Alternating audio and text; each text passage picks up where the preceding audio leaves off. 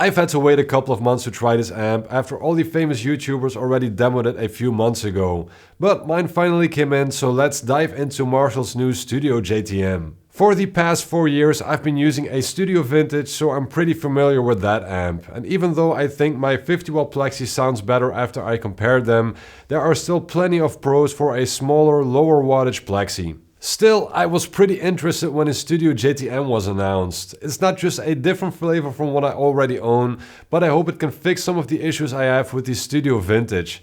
So after I check out the new Studio JTM, I will compare the two of them.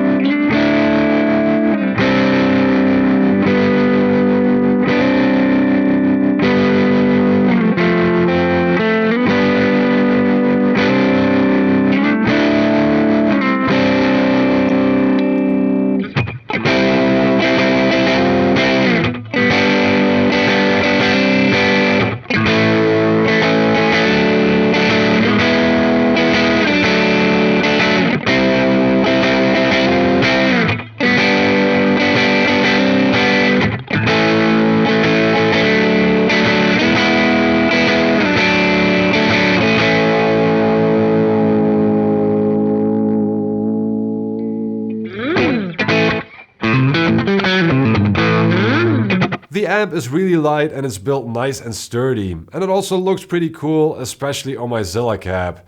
The sound and the feel right off the bat are soft, creamy and vintage, and the cleans as well as the range of this amp jump out if you're used to the Studio Vintage. Where this amp lacks the harshness you can get with the later Plexis, it does have a lot of bass, and it might be more bass than many of us would need, especially if you're using humbuckers.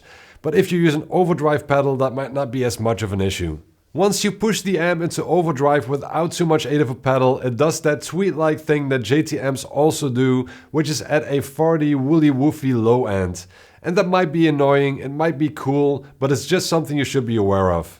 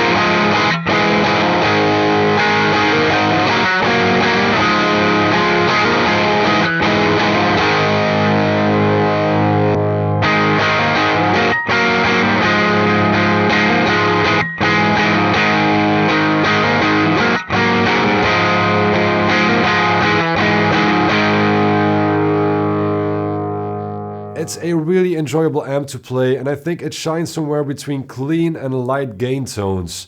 But if you want your drive from the amp, it can be a bit tricky, especially with humbuckers, but luckily it takes pedals well. With the Studio Vintage, the opposite is true. It works best with overdrive from the amp since the clean range is really small. And because it's very bright and aggressive, it works best with humbuckers. To me, it sounds great, but it's far from flexible. What I and probably many of you watching want to know is which amp has the better range and is the best choice for your needs.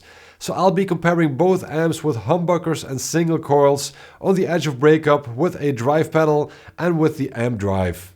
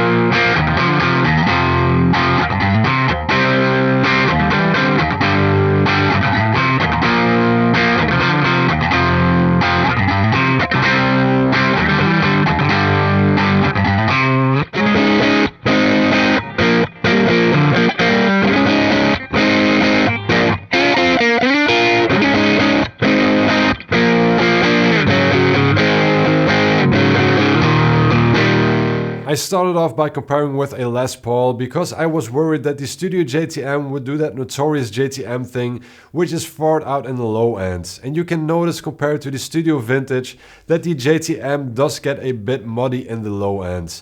But now let's compare with a Telecaster.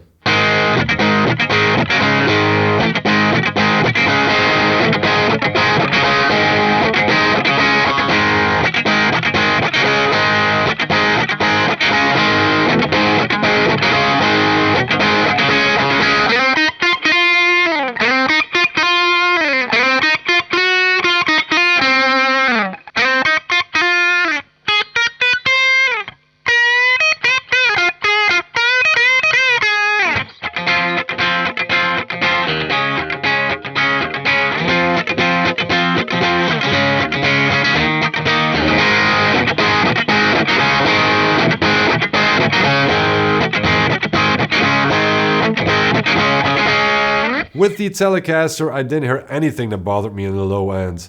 And you can also hear that with the Studio JTM you get a nicer edge of breakup tone, or at least it's easier to get there. For me, the Studio Vintage is a set and forget amp with a really nice sweet spot but little range. But after fiddling around a bit more with the JTM and my Les Paul, I think I found a setting that's a bit more useful, using only the high treble channel, setting the EQ a bit different and using the King of Tone to put it over the edge.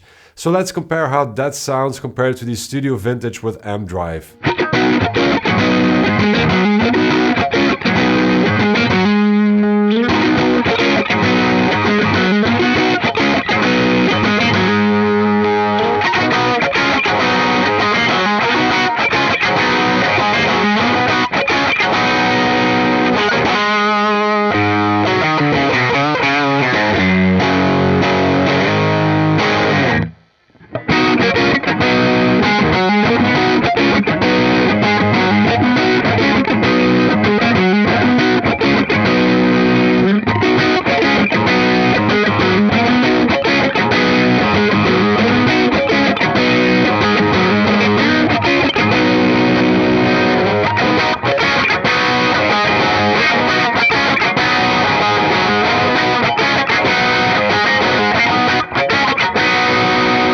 This is a tough one to me, so let's talk pros and cons.